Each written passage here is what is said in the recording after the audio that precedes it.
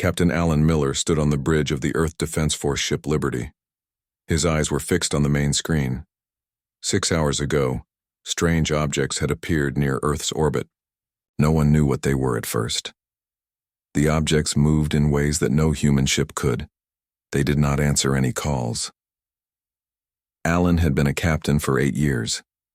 He had seen combat in the Pacific Rim War. He had led rescue missions during the Great Flood of Boston, but nothing had prepared him for this day. "Sir, they're moving again," said Lieutenant Susan Davis. Her voice was steady, but her hands shook as she pointed to the screen. The alien ships were black and sleek. They looked like giant insects made of metal. There were 7 of them. They had just destroyed the International Space Station. All 62 people on board were dead. The aliens did this without warning, without mercy. "Get me the general," Alan said, his jaw tight. He knew what was coming. Humanity had talked about this moment for centuries, the day we would meet aliens. In movies, sometimes the aliens were friendly. Sometimes they were not. Today, the answer was clear. These aliens had not come in peace.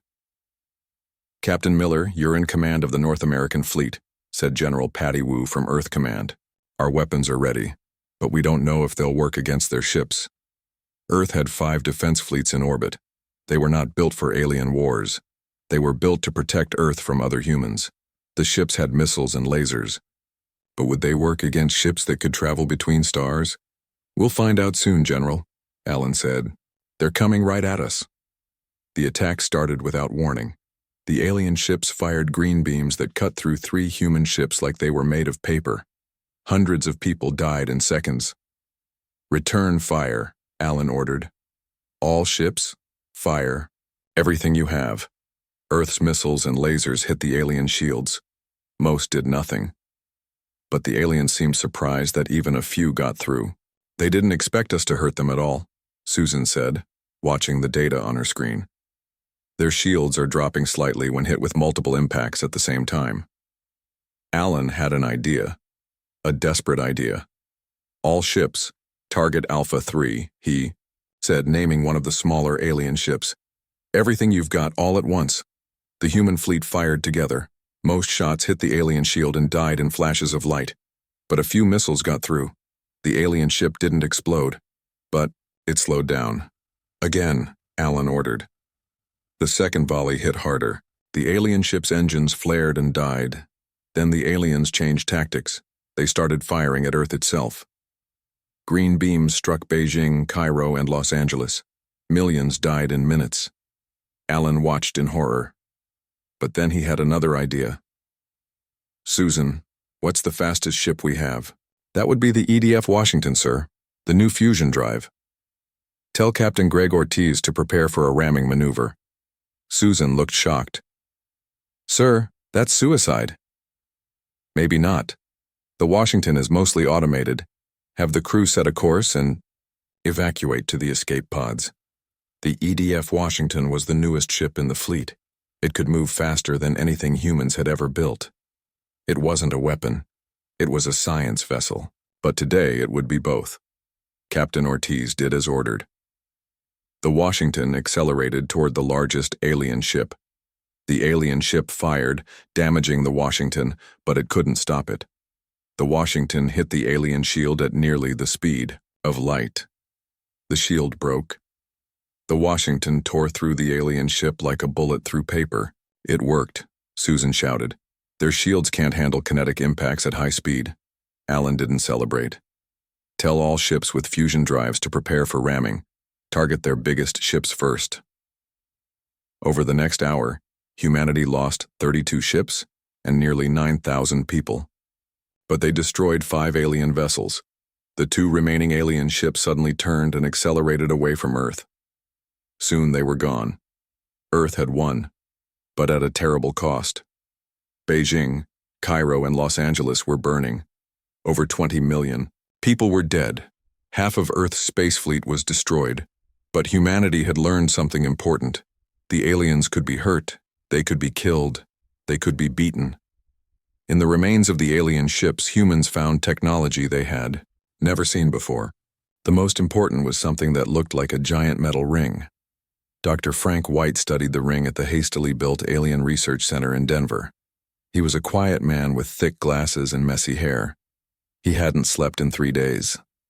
"It's a drive system," he told Alan and General Wu. "It creates a bubble of space that moves faster than light." "Can we build one?" General Wu asked. Frank nodded slowly. "I think so. They use materials we know about. The physics is strange, but not impossible. With enough resources, we could have our own FTL drive in months, not years." Alan looked at the plans on the screen. "And weapons? Can we build their weapons too?" Frank nodded again. "The green beams are plasma weapons, very advanced, but we understand the principles. And now we know their weakness too. Their shields are designed to stop energy weapons, not physical objects moving at high speed." General Wu's phone buzzed.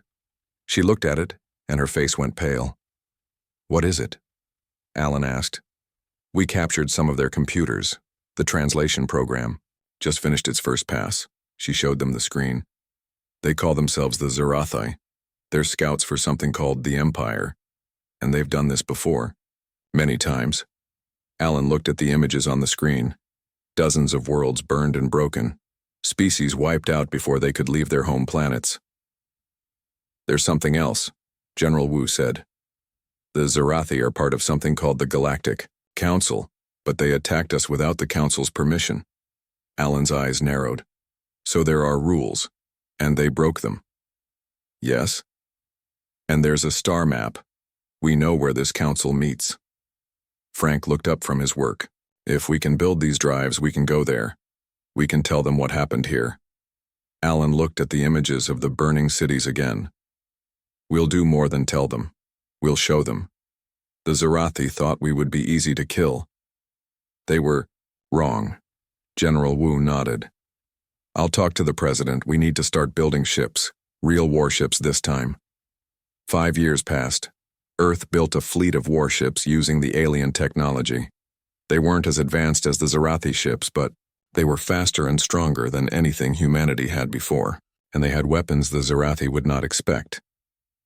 Alan stood on the bridge of the EDF Retribution, Earth's first true interstellar warship. Susan Davis was now his second in command. They were ready to leave the solar system. "Course is set for the Galactic Council," Susan said. "The rest of the fleet is ready to follow." Alan nodded. Behind them were 5 more ships. Each carried soldiers, diplomats, and evidence of what the Zarathi had done. And each carried at least one of Earth's newest weapons, the M1A7 Abrams hover tank, modified for space combat. The tanks had proven useful in the ground battles when the Zarathi landed troops in Africa and Asia. Their simple ballistic weapons had torn through alien armor designed to stop energy weapons. "Let's go introduce ourselves to the galaxy," Alan said. "And make sure this never happens again." The ships vanished into the darkness, leaving Earth behind. Humanity was going to the stars. Not as explorers, but as survivors seeking justice, and they were bringing their tanks. The journey to the Galactic Council took 3 weeks. For the crew of the EDF Retribution, it felt like 3 years. No human had ever traveled so far from Earth. The stars outside the viewports were strange and unknown. Commander Olivia Green stood on the bridge, watching the main screen. The ship's AI had created a map of this part of space based on the Zarathi data. The council station was marked with a blue dot. They were almost there. "Nervous?" asked Susan Davis, who had transferred from Captain Miller's ship to serve as Olivia's second in command. "A little," Olivia admitted. "We're about to meet aliens who aren't trying to kill us, that's new." Susan smiled, but her eyes were serious. "At least we're ready if they do try." The Retribution was not just a diplomatic vessel. It carried 20 of Earth's best soldiers, 5 hover tanks, and enough weapons to destroy a small moon. Earth wasn't taking any chances. "Captain, we're picking up signals," said Peter Simmons, the communications officer. He was young, just 23, but he had learned the Zarathi language faster than anyone else. Many signals, many languages. The universal translator they had built from the Zarathi computers began to sort through the messages. Most were just noise, but some came through clearly. Warning to unknown vessels. You are approaching Galactic Council space. Identify yourselves and state your business. Olivia nodded to Peter. Send our message. Peter pressed a button. The message they had prepared began to play in both English and the Zarathi language. This is Commander Olivia Green of the Earth Defense Force ship Retribution. We represent the United Earth Government. We have come to speak with the Galactic Council about an unprovoked attack on our planet by the Zarathi Empire. We request permission to dock and present our case. There was a long silence. Then a new voice came through, speaking perfect English. Earth vessels, you are granted permission to approach. Please follow the guidance beacon to docking bay 73. Be advised that Council protocol allows only one unarmed diplomatic vessel. Your escort must remain at the outer marker. Olivia looked at Susan. They had expected this. Send the reply we prepared, Olivia said. Peter nodded and sent the message. This is Commander Green. We understand your protocols. However, we were attacked without warning by a council member. We will send one vessel to dock, but our security force will accompany our ambassador. This is not negotiable. Another long silence. Olivia could imagine the confusion and arguments happening on the other end. Finally, the voice returned. Your request is highly irregular. However, given the circumstances, a small security team will be permitted. No weapons above personal size, no vehicles. Olivia smiled. Tell them we agree to their terms. But she had no intention of following them completely. The tanks would come. The council just didn't know it yet. The Galactic Council station was enormous. It was a ring-shaped structure, floating in space near a neutron star. The ring was 50 miles across. Thousands of ships moved around it like bees around a hive. As the Retribution approached, the crew stared in wonder at the alien ships. Some were huge, nearly a mile long. Others were small and fast. Some looked like animals. Others were just strange shapes that hurt the eyes if you looked at them too long. So many different species, Susan whispered. And they all found each other before they found us. Olivia nodded. Makes you wonder what else is out there. The Retribution docked at Bay 73. The other Earth ships stayed at the outer marker as agreed, but they were ready to move if needed. Ambassador Laura Martinez waited in the airlock. She wore a simple blue uniform with the Earth flag on her shoulder. Behind her stood Major Sam Harrison and 10 soldiers in powered armor. The armor was painted blue and white, the colors of Earth's flag. Remember, Laura said to the soldiers, we're here to talk, the weapons are just insurance. Sam nodded. He was a tall man with dark skin and serious eyes. He had fought in the ground battles against the Zarathi in Kenya. He had seen what their weapons could do to a human body. We'll be on our best behavior, he said, unless they aren't. The airlock opened. On the other side stood a group of aliens. They looked like tall, thin humans with blue skin and no hair. They wore robes with strange symbols. Welcome to the Galactic Council station, said one of the aliens. Its mouth didn't move. The words just appeared in the humans' minds. I am Greeter Zoll. I will take you to the council chambers. Laura stepped forward. Thank you, Greeter Zoll. I am Ambassador Laura Martinez of Earth. These are my security personnel. Zoll looked at the soldiers. They may accompany you, but they must leave their weapons here. Sam shook his head. Not happening. We were attacked once already. We won't be defenseless again. Zoll seemed troubled. This is most irregular. The council chambers are a place of peace. Peace requires trust, Laura said. And trust is earned. The Zarathi broke our trust when they attacked Earth without warning. My security team keeps their weapons. Zoll was silent for a moment, as if listening to something the humans couldn't hear. Then it nodded. Very well. But you will be responsible for their actions. As they walked through the station, the humans saw more aliens. Some looked almost human. Others were completely different. Floating balls of light. Creatures that seemed to be made of stone, things that moved like water but had eyes and mouths. How many species are in the council? Laura asked. 327 at last count, Zol replied. Some are founding members. Others joined later, after achieving faster-than-light travel. And the Zarathi? What is their status? Zol hesitated. The Zarathi Empire is a full member. They have been part of the Council for over 1,000 years. Laura nodded. She had suspected as much. The Zarathi were powerful and established. Earth was new and unknown. This would not be an easy fight. They reached a large door made of what looked like gold. Symbols from dozens of languages covered its surface. One of them was the Zarathi script. The council is in session, Zol said. You will be announced, then you may speak. Please show proper respect. The doors opened. The council chamber was enormous. Thousands of aliens sat in tiered seats that rose around a central platform. At the highest point sat a group of aliens who seemed to be the leaders. As they walked to the central platform, Laura looked for the Zarathi delegates. She found them easily. They looked like giant insects with shiny black exoskeletons and multiple limbs. One of them saw her looking and made a clicking sound that the translator didn't catch.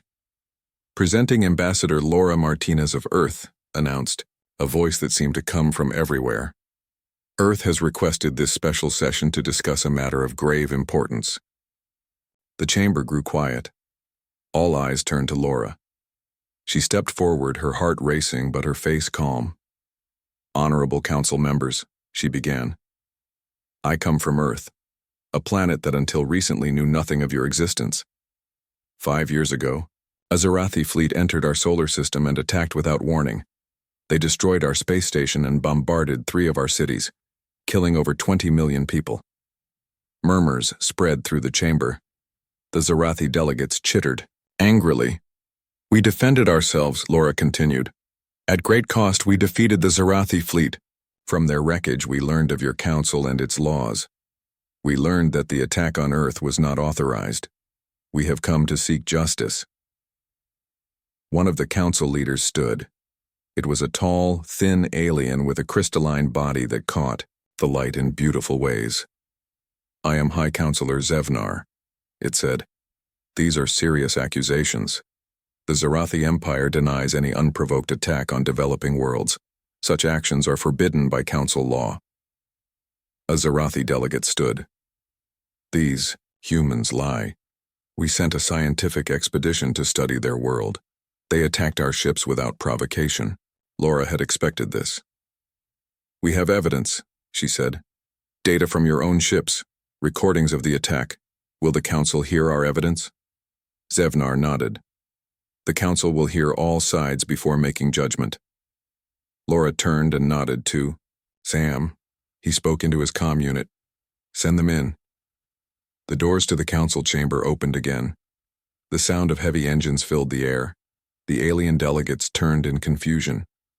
5 Earth tanks rolled into the chamber. They were not the original tanks that had fought on Earth. These were newer, built for space combat. But they still had the scars and stains from battles with the Zarathi.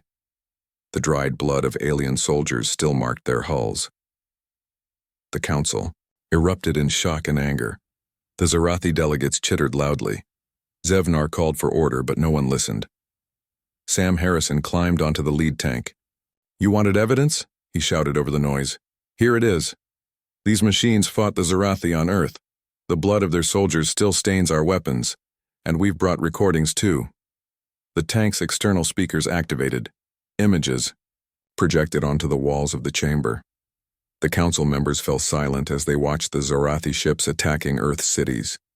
They saw the death and destruction. They saw Earth's desperate defense. In the silence that followed, Laura spoke again. Now you know, we ask for justice and we warn you, humanity will not be a victim again. The council chamber was silent. The tanks sat in the center, their engines still warm, their weapons silent but ready. The bloodstains on their hulls told a story that no words could match.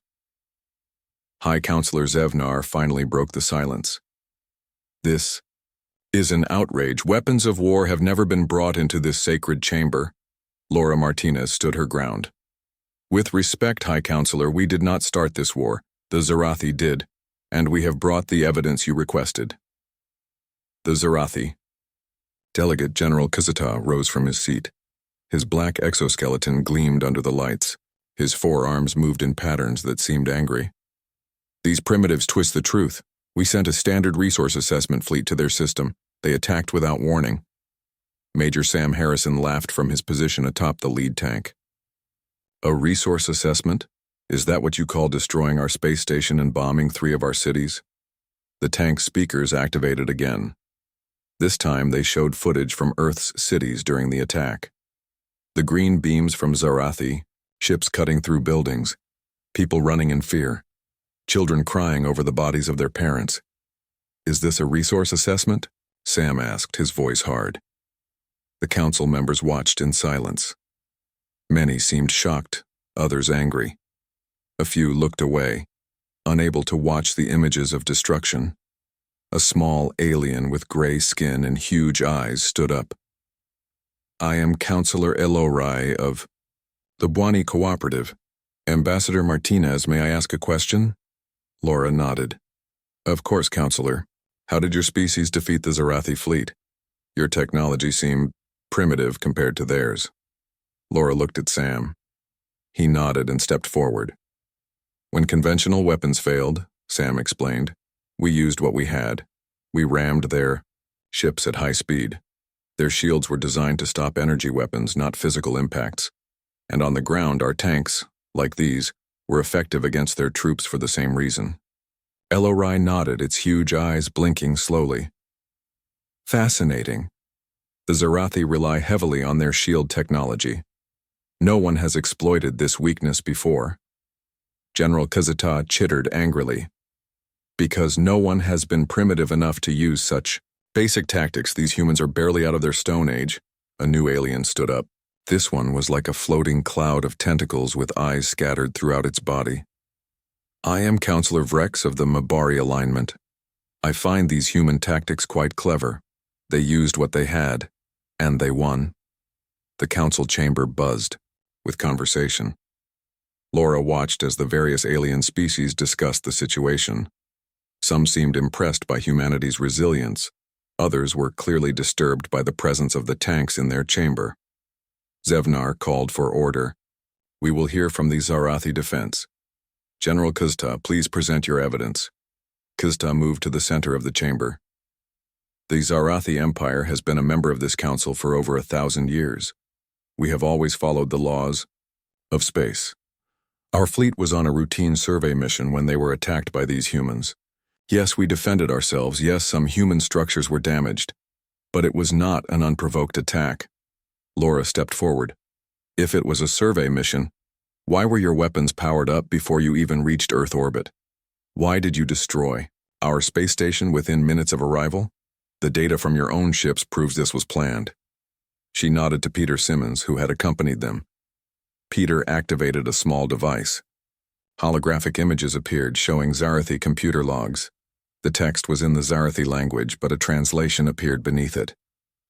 Mission, Resource Acquisition, the translation read.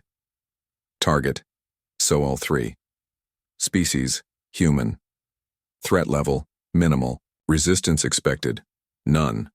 Extraction plan, Standard Cleansing Protocol. The chamber went silent again. General Kazata's mandibles clicked rapidly. These records are fake, he shouted. The humans have manipulated our data. Counselor Elorai moved closer to examine the hologram. This data structure matches standard Zarathi mission logs. If it is fake, it is an excellent fake. Another counselor, this one looking like a tall, thin tree with eyes on its trunk, spoke up. The Zarathi have been accused of similar actions before. The Talani system reported an unauthorized Zarathi presence last cycle, and the Dreamar civilization went silent after reporting Zarathi ships in their system. Laura looked at General Kusta. How many other developing worlds have you attacked? How many other species have you destroyed before they could reach the stars and join this council? The Zarathi delegate seemed to shrink under the gazes of the other council members. We have always followed the legal acquisition protocols. Legal? Sam interrupted. You call the murder of 20 million people legal? You call the destruction of 3 major cities legal? Zevnar raised a crystalline hand. This is a serious matter. If the Zarathi Empire has indeed been attacking developing worlds without council approval, they have violated our most sacred laws. Laura nodded. That is why we have come. We seek justice for Earth, and we seek to ensure that no other developing world suffers as we did. Counselor Vrex floated closer. But how can we enforce such justice? The Council has no military. We govern by consensus and economic sanctions. If the Zarathi have indeed been violating our laws, what can we do to stop them? Laura looked at the tanks. That is the other reason we came. Earth is willing to help enforce Council laws. We have already begun building a fleet of ships, not for conquest, but for protection. The Council chamber erupted in conversation again.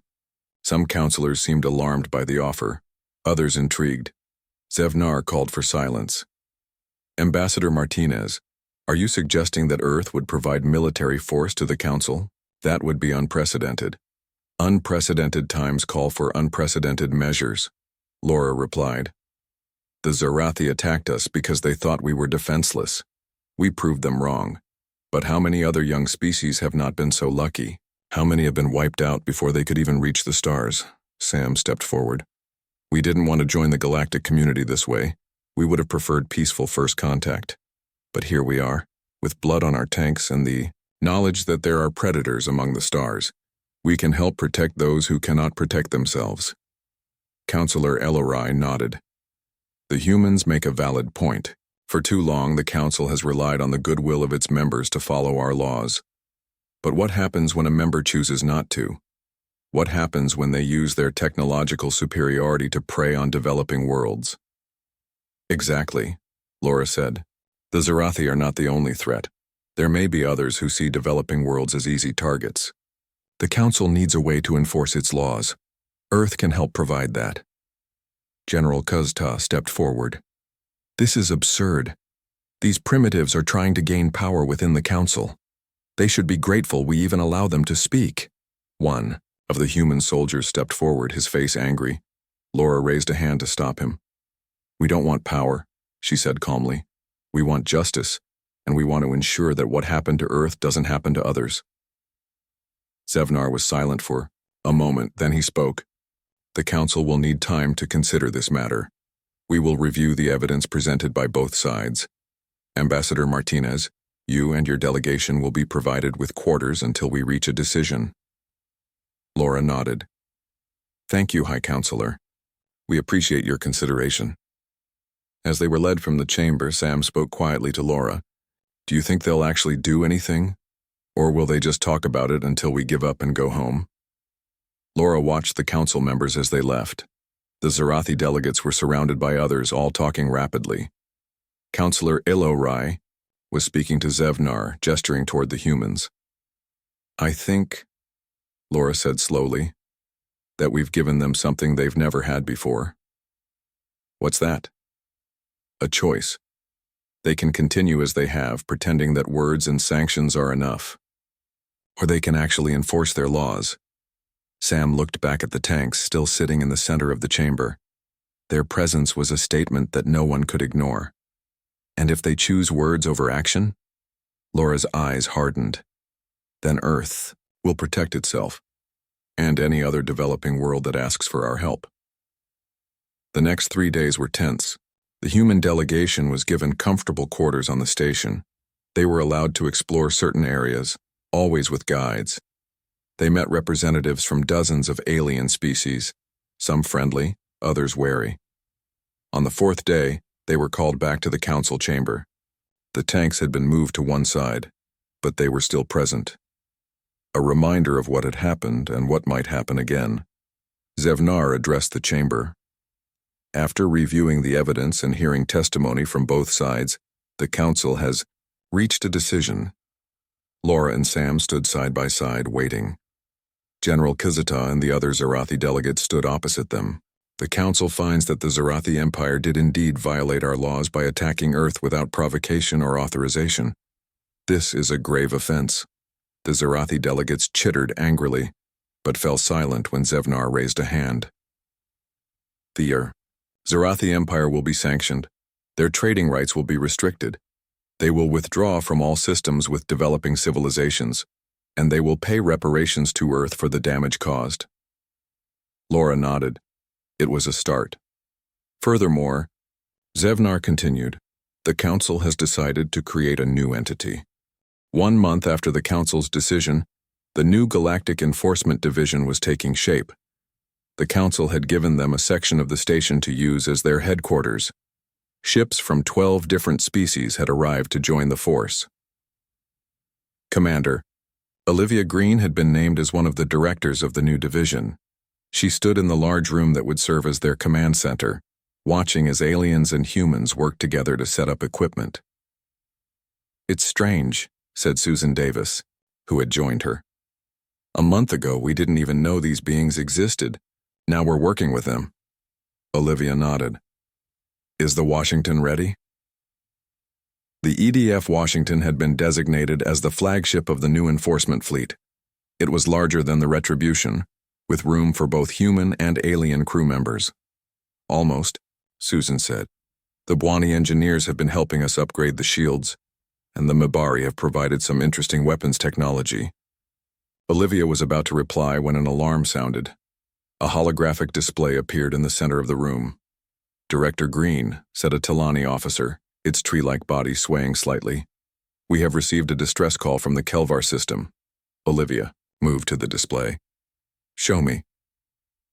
The display changed to show a star system with 4 planets. One of the planets was flashing red. The third planet is home to the Kelvar, the Telani explained. They are a pre-FTL civilization, about equivalent to Earth in the early 21st century. They have detected ships entering their system, ships that match Zarathi designs. Olivia's face hardened. The Zarathi were ordered to withdraw from all systems with developing civilizations. Yes, Director. It appears they are not complying. Olivia looked at Susan. Prepare the Washington. We'll take a mixed crew, human, Bwani, and Talani, and load 4 tanks. Susan nodded and moved away to give the orders. Counselor Elorai entered the room, moving quickly on its short legs. I heard the alarm. Is it the Zarathi? Olivia nodded. They're at the Kelvar system. We're preparing to respond. Elorai's large eyes blinked rapidly. This will be the first true test of the Enforcement Division. The Council is watching closely. We won't fail, Olivia said. The Zarathi need to learn that the rules have changed. 6 hours later, the Washington jumped into the Kelvar system.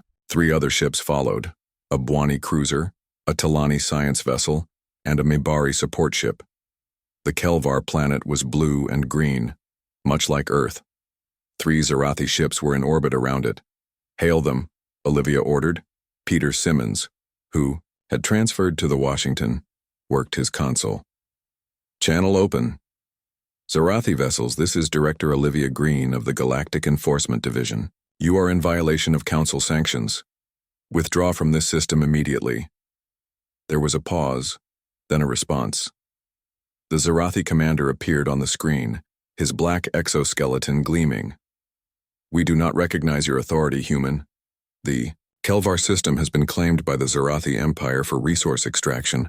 Leave now or be destroyed. Olivia smiled coldly. I was hoping you'd say that. She turned to Susan. Battle stations. All ships prepare to engage. The Washington moved forward, its new shields glowing blue. The Bwani and Talani ships spread out, forming a loose formation. The Zarathi fired first, green energy beams lancing out toward the Washington. The shields absorbed most of the impact, but the ship shuddered. Return fire, Olivia ordered. Target their engines. The Washington's new weapons, a mix of human ballistic technology and alien energy weapons, fired. The lead Zarathi ship's shields flared, then failed. The ship began to drift. The other 2 Zarathi ships changed tactics. They moved closer to the planet, clearly hoping the enforcement fleet wouldn't fire in. 1 year had passed since Earth joined the Galactic Council. The Galactic Enforcement Division had grown from a small force to a major power in Council space.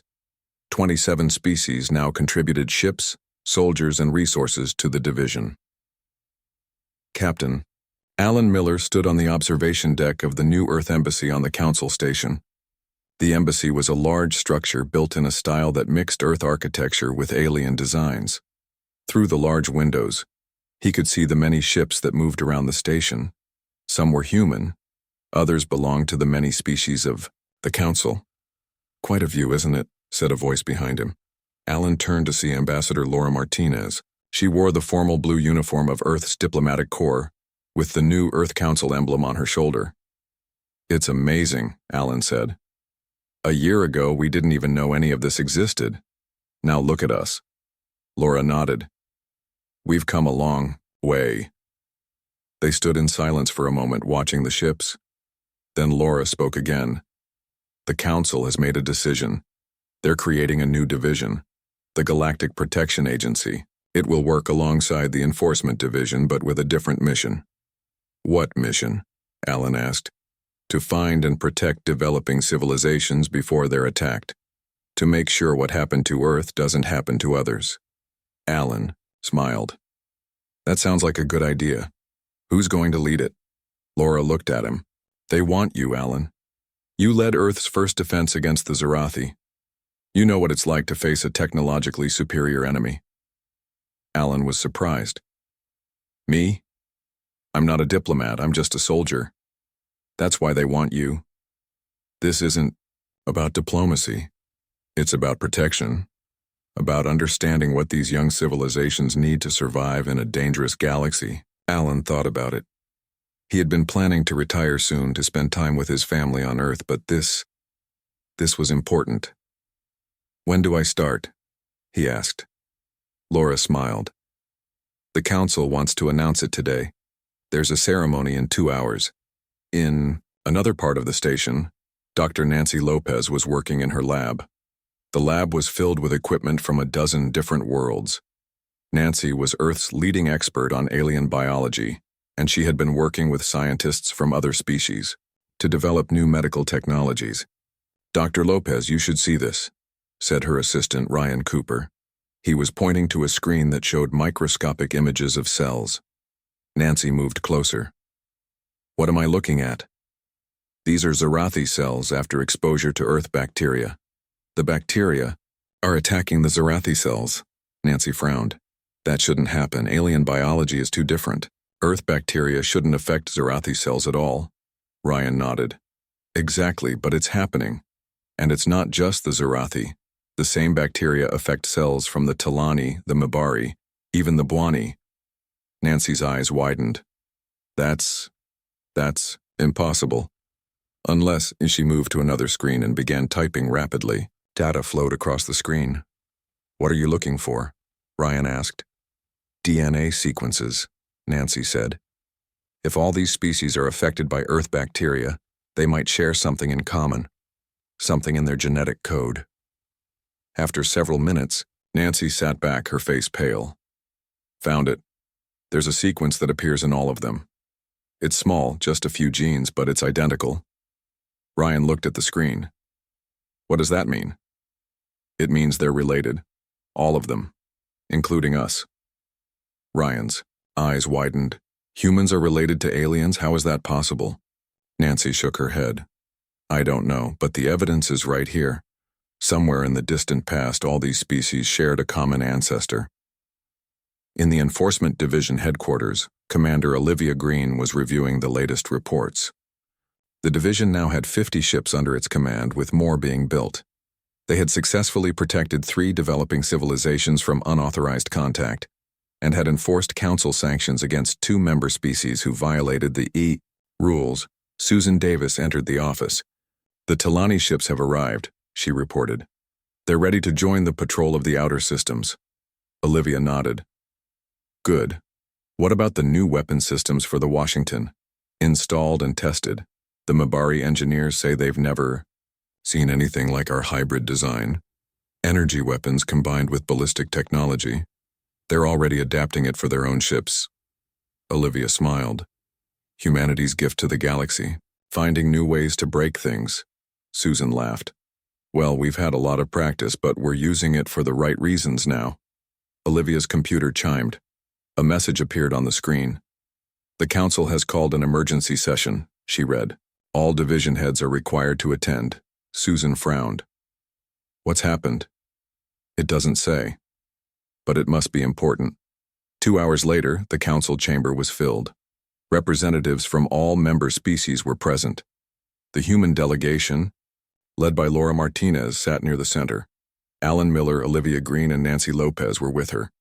High Counselor Zevnar called the session to order. "We have received disturbing news," he announced. "Our long-range sensors have detected a large fleet entering council space from the galactic rim. This fleet does not match any known council species." Murmurs spread through the chamber. Zevnar continued. "We have attempted to communicate with this fleet but have received no response. Their course will bring them to the council station within 1 month." Laura stood. "High Counselor, has the Enforcement Division been mobilized?" "Yes." "Ambassador Martinez, all available ships are being recalled, but even with our new strength we may be outnumbered." Nancy Lopez stood next. "High Counselor, I have information that may be relevant." Zevnar nodded. "Please share it, Dr. Lopez." Nancy stepped forward. "My research has discovered something unexpected. Many council species, including humans, share a genetic marker, a sequence of DNA that is identical across species that evolved on different worlds, light years apart." The chamber was silent. Nancy continued. "This suggests a common origin. Somewhere in the distant past, all our species may have come from the same source." Counselor Ellery stood. "Are you suggesting that some ancient species seeded multiple worlds with life?" "It's possible," Nancy said. "Or perhaps our ancestors were moved from world to world by some other force." Alan Miller stood. "Could this unknown fleet be connected to our common origin?" No one had an answer, but the question hung in the air. Olivia Green stood. "Whatever the answer, the Enforcement Division is ready to defend council space. We've faced unknown enemies before." Zevnar nodded. "This council has existed for 100,000 years. We have faced many challenges, but none quite like this." Laura looked around the chamber. "When Earth first came to this council, we brought our blood-stained tanks as evidence of what we had survived. We were alone, facing an enemy with technology far beyond our own. But we survived because we stood together and fought back." She raised her voice. "Now the council faces a similar challenge, an unknown fleet, possibly hostile, approaching our space. Will we cower in fear, or will we stand together, ready to defend what we have built?" The chamber was silent for a moment. Then one by one the representatives stood. First the human delegation, then the Bwani, the Talani, the Mibari. Soon all were standing, even the Zarathi. "We stand together," Zevnar declared. "For the first time in council history, we are truly united." In the council station's main hangar, Major Sam Harrison was overseeing the loading of Earth's newest contribution to the Enforcement Division. The M1A8 Abrams hover tanks were larger than their predecessors, with more powerful engines and weapon systems that combined human and alien technology. Sam's second-in-command, Captain Jane Rivera, approached. "They look impressive," she said, nodding toward the tanks. "A long way from the old models we used in Kenya." Sam nodded. "A lot has changed in a year." Jane looked around the hangar. Soldiers and crews from a dozen different species were working together, preparing for whatever was coming. "Do you think we can win?" she asked quietly. "If these new aliens are hostile?" Sam thought about it. A year ago, Earth stood alone against the Zarathi. We were outmatched in every way. But we fought anyway because we had no choice. And we won. He looked at the diverse crowd in the hangar. Now we're not alone. We have allies, technology, and experience. Whatever's coming, we'll face it together. Jane nodded. "I guess that's what humanity brought to the council. Not just tanks and weapons, but the will to use them, the will to fight for what's right." Sam smiled. "That's always been humanity's strength. We never give up. In Earth orbit, the newest ship in the Earth Defense Force was preparing for its maiden voyage. The EDF Defender was twice the size of the Washington, with technology from a dozen council species. Its captain, Greg Ortiz, stood on the bridge watching as his crew went through their final checks. The crew was mostly human, but included members of several alien species. "All systems ready, Captain," reported his first officer, Lieutenant Kim Park. "We can depart when you give the order." Greg nodded. "Our orders are to rendezvous with the enforcement fleet at the edge of Council space. We'll be the first line of defense if this unknown fleet is hostile." Kim looked at the captain. "Do you think it will come to a fight?" "I hope not," Greg said. "But if it does, we're ready." He looked at the main screen, which showed Earth below them, the blue and green planet that was humanity's home.